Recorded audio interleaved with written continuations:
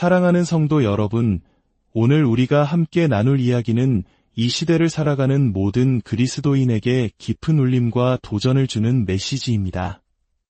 잠시 세상의 소음에서 벗어나 하나님의 말씀이 우리의 마음에 어떤 의미로 다가오는지 귀 기울여보는 시간이 되기를 소망합니다. 본격적인 이야기에 앞서 만약 이 메시지가 여러분의 마음에 와닿는다면 구독과 공유를 통해 더 많은 영혼들이 이 진리의 말씀을 함께 나눌 수 있도록 도와주시길 부탁드립니다. 하나님의 은혜를 전하는 여러분의 작은 손길 위에 주님의 놀라운 축복이 함께하기를 기도합니다. 오늘날 우리는 지성과 학식을 매우 중요하게 여기는 사회에 살고 있습니다. 명문대학의 학위는 그 사람의 신뢰도를 높여주는 보증수표처럼 여겨지기도 하죠. 그런데 만약 어떤 사람이 세계 최고의 명문대학 중 하나인 옥스퍼드에서 공부했다고 가정해봅시다. 우리는 당연히 그를 뛰어난 지성인으로 여길 것입니다. 하지만 그가 저는 불을 뿜듯 뜨겁게 복음을 전하며 하나님께서 6일 만에 세상을 창조하셨다는 성경의 기록을 문자 그대로 믿는 창조론자입니다. 라고 말한다면 세상은 그를 어떻게 볼까요? 안타깝게도 세상은 그를 멍청이라고 부를 것입니다. 그의 빛나는 학위는 성경적 믿음 앞에서 아무런 힘을 발휘하지 못합니다. 이것이 바로 현대 기독교인들이 마주한 슬픈 현실입니다. 우리가 얼마나 많이 배우고 어떤 지위를 가졌는지는 중요하지 않습니다. 우리가 예수 그리스도를 따르는 사람이라는 사실이 드러나는 순간 우리는 세상으로부터 소외되고 조롱의 대상이 됩니다. 반대로 세상의 가치관과 타협하는 목소리를 내면 어떻게 될까요? 어떤 유명한 대형교회 목사는 이렇게 말합니다. 교회가 동성애자들을 그토록 차별해왔음에도 불구하고 여전히 교회에 나오려고 하는 그분들은 저보다도 그리고 여기 있는 많은 분들보다도 더 큰 믿음을 가진 분들입니다. 또 어떤 설교자는 이렇게 외칩니다. 낙태에 반대한다고 말하는 목사들이 있다고요? 좋습니다. 그럼 본인이나 낙태하지 마십시오. 하지만 당신의 신념을 다른 사람에게 강요하지는 마십시오. 당신들의 가부장적인 생각은 무모할 뿐입니다. 세상은 이런 목소리에 열광합니다. 성경의 진리를 현대적인 시각으로 재해석하고 세상의 흐름에 맞춰 유연하게 대처하는 모습을 지성적이고 현명하다고 칭찬합니다. 결국 세상이 우리에게 요구하는 것은 이것입니다. 성경 말씀을 그대로 믿고 타협하지 않으면 당신은 멍청이가 되고 성경의 진리를 바꾸고 세상과 타협하면 당신은 똑똑하고 지적인 사람이 되는 것입니다. 이것이 바로 오늘날 교회가 직면한 가장 큰 위기 중 하나입니다. 세상은 끊임없이 타협한 기독교인들을 전면에 내세웁니다. 그리스도의 이름은 부르지만 그분의 가르침은 거의 믿지도 실천하지도 않는 사람들을 보여주며 이렇게 말하죠. 보십시오. 여기 눈먼 멍청이가 아닌 제대로 된 기독교인들이 있습니다. 우리와 세계관이 일치하는 기독교인들, 동성결혼과 낙태를 지지하는 깨어있는 기독교인들이 바로 여기 있습니다. 한 유명 목사는 자신의 교회 강단에 결혼한 2명의 남성 동성애자 커플을 초대하여 그들의 신앙 여정을 간증하게 했습니다. 그는 그들이 어린 시절부터 교회를 다니며 그리스도에 대한 믿음을 지켜왔고 그들의 이야기가 동성애자 자녀를 둔 부모들에게 큰 힘이 될 것이라고 말했습니다. 여러분, 이 말을 듣고 어떤 생각이 드십니까? 하나님께서 동성애의 죄악으로 인해 소돔과 고모라를 유황불로 심판하셨다는 창세기 말씀을 단 한 번이라도 읽어본 사람이라면 어떻게 이런 일이 교회 강단에서 벌어질 수 있는지 경악을 금치 못할 것입니다. 이것은 명백히 사탄의 계략이며 하나님의 말씀을 정면으로 대적하는 행위입니다. 오늘날 우리는 진리를 말하기 위해 엄청난 용기가 필요한 시대를 살고 있습니다. 특히 몇몇 문제에 있어서는 침묵조차 허용되지 않습니다. 첫째는 창조론입니다.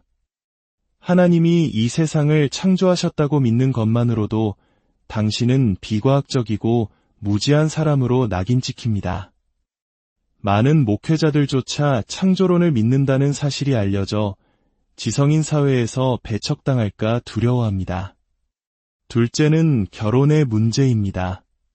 결혼은 한 남자와 한 여자 사이의 신성한 결합이라는 성경의 가르침을 고수하면 당신은 시대에 뒤떨어진 혐오주의자가 됩니다.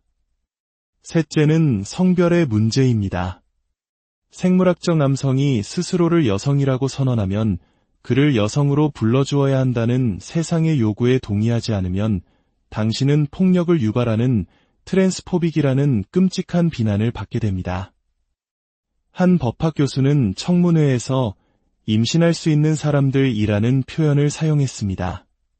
한 의원이 그건 여성을 의미하는 것입니까? 라고 묻자 그 교수는 이렇게 답했습니다. 여성뿐만 아니라 트랜스젠더 남성과 논바이너리도 임신이 가능합니다. 당신의 질문 방식은 트랜스젠더에 대한 혐오이며 그들을 폭력에 노출시키는 위험한 발언입니다. 단지 생물학적 사실에 기반한 질문을 했을 뿐인데 그는 순식간에 혐오주의자이자 폭력 선동가로 매도되었습니다. 이것이 바로 세상이 작동하는 방식입니다. 그들이 정해놓은 규칙에 순응하지 않으면 당신은 제거되어야 할 문제적 인물이 됩니다. 실제로 많은 사람들이 이런 이유로 직장을 잃었고 소셜미디어에서 퇴출당했습니다. 어떤 이들은 이렇게 생각할지도 모릅니다. 그냥 조용히 신앙생활하면 되지 않을까? 교회 잘 다니고 집에서만 조용히 믿으면 아무도 나를 건드리지 않을 거야. 하지만 사랑하는 성도 여러분, 그것은 착각입니다. 세상은 우리가 조용히 있는 것을 원하지 않습니다. 그들은 우리가 무릎 꿇고 카이사르가 주님이시다라고 고백하기를 요구합니다. 중립은 더 이상 선택지가 아닙니다. 당신의 딸이 육상대회에 나갔는데 생물학적 남성인 선수가 함께 경주하여 우승 트로피를 가져간다고 상상해 보십시오. 당신은 그저 침묵하며 패배를 받아들이고 그 남자 선수에게 박수를 쳐주어야 합니까?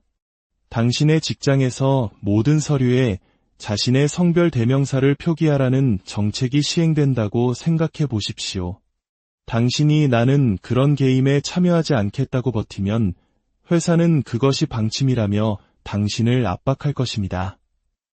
마지못해 하나님이 주신 성별을 표기한다 해도 그것은 시작에 불과합니다. 다음 단계는 이것입니다. 그들은 당신에게 다가와 이렇게 요구할 것입니다. 당신은 거짓 증언을 해야만 합니다. 저기 있는 저 남자를 보고 그를 여자라고 부르시오. 중립은 불가능합니다. 당신이 박사 학위를 따고 최고의 과학자가 되려고 해도 마찬가지입니다. 오늘날 학문계는 하나님은 존재하지 않으며 세상은 수십억 년에 걸쳐 우연히 만들어졌다는 무신론적 전제를 받아들이지 않으면 어떤 연구도 인정하지 않습니다. 한 과학자가 세상의 나이가 300억 년이라고 주장하면 상을 받습니다. 다른 과학자가 600억 년이라고 주장해도 상을 받습니다.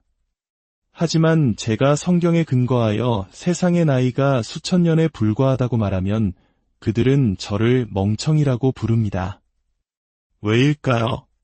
300억 년과 600억 년의 차이는 300억 년입니다. 저와 300억 년의 차이는 그보다 훨씬 적은데도 말입니다. 그 이유는 이 모든 세상의 세계관이 무신론에 뿌리를 두고 있기 때문입니다. 하나님이 없다고 믿기 때문에 그들은 자기 자신 외에는 누구에게도 책임질 필요가 없다고 생각합니다. 나의 진리라는 말이 유행하는 것도 바로 그 때문입니다. 하지만 만약 하나님이 존재하신다면 그들의 모든 세계관은 무너져 내립니다. 그래서 그들은 살아계신 하나님의 존재를 선포하는 우리를 용납할 수 없는 것입니다. 이 싸움의 핵심은 무엇일까요? 사도행전에서 베드로와 요한이 기적을 행했을 때 종교 지도자들은 그들에게 이렇게 경고했습니다. 이 일이 민간에 더 퍼지지 못하게 그들을 위협하여 이후에는 이 이름으로 아무에게도 말하지 말게 하자 그들은 병자를 고치지 말라고 하지 않았습니다. 그들이 문제 삼은 것은 바로 예수의 이름이었습니다. 오늘날에도 마찬가지입니다. 당신이 졸업식 대표 연설에서 부처나 공자의 말을 인용하면 사람들은 당신을 영적이고 지혜롭다고 칭찬할 것입니다. 하지만 당신이 예수님의 말씀을 인용하려 하면 그들은 정교분리 원칙을 외치며 당신을 막아설 것입니다. 누구의 말이든 인용해도 좋지만 오직 그 이름만은 사용하지 말라는 것입니다. 세상은 왜 유독 예수님의 이름을 그토록 미워하는 것일까요? 공자, 부처, 간디 등 다른 모든 종교 지도자나 사상가들의 가르침은 우리가 원하는 대로 취사 선택할 수 있습니다. 마음에 드는 부분만 가져와서 나를 영적인 사람으로 포장할 수 있습니다. 그것은 세상에 아무런 위협이 되지 않습니다. 하지만 예수님은 다릅니다. 그분은 내가 곧 길이요 진리요 생명이니 나로 말미암지 않고는 아버지께로 올 자가 없느니라고 선포하셨습니다. 그분은 만왕의 왕이시며 만주의 주이십니다. 예수님이 그분이 말씀하신 그대로의 존재라면 그것은 모든 것을 바꿉니다.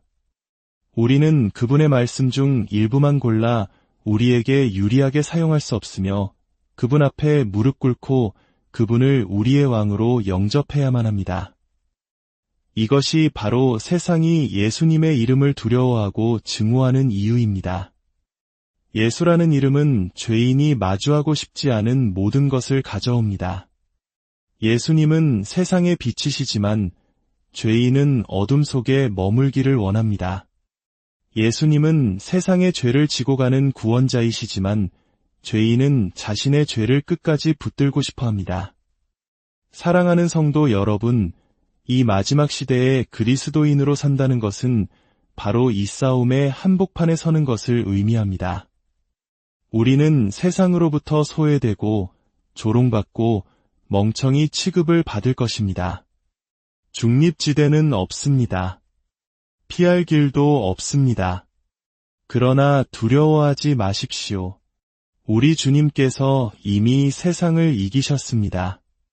세상의 조롱과 오해 속에서도 흔들리지 마십시오. 성경의 진리를 굳게 붙잡고 오직 예수 그리스도의 이름만을 담대히 선포하십시오. 그 이름에 능력이 있고 그 이름에 구원이 있으며 그 이름에 영원한 생명이 있습니다.